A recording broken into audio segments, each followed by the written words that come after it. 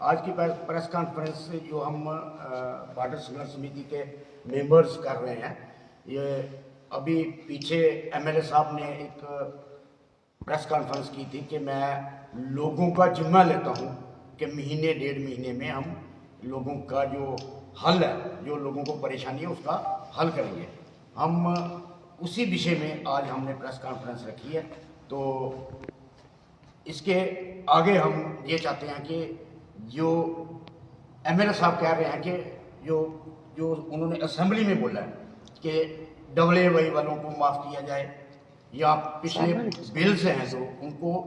आस्ता आस्ता लोगों से लिया जाए, लेकिन हमारे बॉर्डर के लोगों की और बॉर्डर संघर्ष समिति की एक ही मांग है कि जहाँ तक हमारा बॉर्डर रिजर्व है उनका सारे का सारा किराया माफ़ किया जाए और उनको बिजली जो है फ्री दी जाए। क्यों, या अगर इन्होंने हमसे किराया लेना ही है तो जो सुविधाएं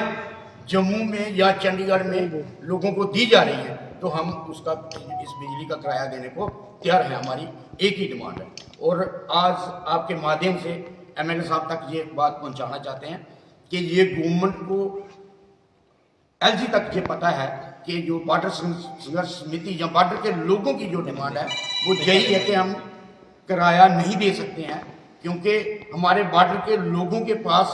वो इतने समर्थ नहीं है, वो फाइनेंशियली इतने समर्थ नहीं है, वो किराया नहीं दे सकते हैं, ना ही पिछला बकाया दे सकते हैं। और एमएलए साहब जो बोल रहे हैं उन तक भी मैसेज पहुंचाना चाहते हैं, अगर वो लोगों की पीड़ा समझते हैं, वो अगर ऐसा कर देते हैं तो हमें कोई स्टार लगाने की, हम लीडर बनने की कोई जरूरत नहीं है। और एक बात और उन्होंने कही थी कि ये जो लोग हैं 4-5 ये कांग्रेस और एनसी के हैं। मैं आपके माध्यम से ऑनरेबल एमएलए साहब से ये बताना चाहता हूं कि जब ये पहले हमारी ऑर्गेनाइजेशन तैयार हुई और हमने एक दिल्ली तक होम मिनिस्ट्री के बच्चों ने आईपी लगा के फॉर्म भरे हैं, तो तब क्यों नहीं देखा कि ये कांग्रेस और एनसी के लोग हैं। हम ठीक है, इसमें जो हमारी ऑर्गेनाइजेशन है कोई बीजेपी से जुड़ा है, कोई कांग्रेस से जुड़ा है, कोई एनसी से जुड़ा है, कोई कहीं कहीं जुड़ा है, लेकिन ये ऑर्गेनाइजेशन जो है ये टोटली नॉन पॉलिटिकल है और हमें हमेशा लोगों की तकलीफों को गवर्नमेंट तक पहुंचाने के लिए, लोगों के जो मुद्दे हैं उनको गवर्नमेंट तक पहुंचाने के लिए हम हमेशा तैयार रहते हैं। जब लोग तंग हो जाते हैं, कोई रिप्रेजेंटेटिव या कोई भी उनकी नहीं सुनता, तो तभी ये लोग हम तक अप्रोच करते हैं और लोग जो है हमारे बॉर्डर संघर्ष समिति के मेंबर्स जो है हमारे अरनिया ब्लॉक के। तो आज एमएलए साहब उस गरीब जनता को ये कह रहे हैं कि आप 200 या 500 या 700 1000 लेके आप जो है वो जमा कराएं, तो ऐसा उनकी करनी और करनी में फर्क आ रहा है। लोगों को आश्वासन उन्होंने ये दिया कि हम विद इन 6 किलोमीटर बॉर्डर के ऊपर हम फ्री करवाएंगे और लोग चाहते भी यही है। आज लोग हैंड टू माउथ है, बॉर्डर पे कोई ऐसी रिक्रूटमेंट जो है वो गवर्नमेंट की तरफ से नहीं हो रही, इतनी जॉब जो है वो जनरेट बॉर्डर पे नहीं हुई, कोई भर्ती बॉर्डर पे नहीं हुई। उसी के संदर्भ में जो एग्रीकल्चर जो लोग हैं वो उनके पास वो इतने सक्षम नहीं है कि वो अपना बिल दे सकें। जैसे ये बॉर्डर के साथ जो यहाँ पे टाउन एरिया कमेटी है, यहाँ पे जो मार्केटिंग के जो जितने भी जो मार्केट में जो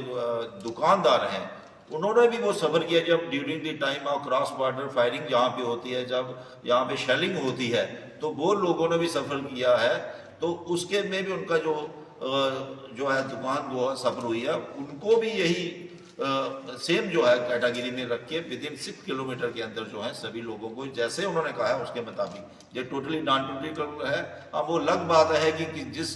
सरपंच को जो किसी पॉलिटिकल पार्टी या रूलिंग पार्टी या जो सेंटर की जो पार्टी के साथ जो लिंक रहता है, जिसको हम अप्रोच करते हैं वो नहीं आता, वो उसकी अपनी हेडेक है। लेकिन जो लोगों को जो ये यहाँ पे जो हम रिलीफ चाहते हैं वो टोटली ये रिलीफ है कि विद इन 6 किलोमीटर के अंदर पूरा किराया माफ़ होना चाहिए, जो पीछे वाला भी जो माफ़ होना चाहिए। और आगे जो पैडी का सीज़न आ रहा है उसमें हमारे लोग किसान जो है, जैसे पिछले दिनों उन्होंने बिजली काट दी, तो हमारे लोग कितने सफल हुए। कईयों के तो जो दान है वो सूख गया है। तो पैडी के सीजन में कैसे ये लोग सरवाइव करेंगे, कैसे अपने रोजी रोटी पूरी करें, थोड़ा वो जो यहाँ पे एजुकेशन जो अपने बच्चों को दे रहे हैं वो कैसे उसको सरवाइव कर रहे हैं। यही हमारा जो मेन मुद्दा है इस प्रेस कॉन्फ्रेंस का, कि विद इन 6 किलोमीटर के अंदर जितने भी जो लोग हैं उनका किराया माफ किया जाए। उसके बाद अगर पीछे वाला, उसके बाद जो या 300-400 यूनिट तक माफ किया जाए, ताकि ये लोग देखिए।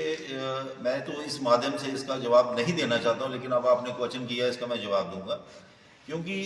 जब यहाँ पे इलेक्शन जो हुई वो इलेक्शन करवाई सुप्रीम कोर्ट ऑफ इंडिया ने पूरे डंडे के जोर के ऊपर। उस वक्त हमारा जो होम मिनिस्टर है उन्होंने बोला है कि पहले हम इलेक्शन करवाएंगे, उसके बाद फुल फ्लैज हमें यहाँ पे स्टेट देंगे। तो यहाँ पे ना फुल फ्लैज यहाँ पे कोई स्टेट दी, अगर फुल फ्लैज स्टेट होती तो जो पावर जो होती वो सारी चीफ मिनिस्टर के पास होती। उसी के आश्वासन पे उन्होंने अपना इलेक्शन मैनिफेस्टो बनाया, लोगों में उतारा। लेकिन आज वो जो असेंबली में जो पास करके एलजी साहब के पास भेजते हैं वो आगे वो पास नहीं होता, तो फंड्स कैसे जनरेट करेंगे। अब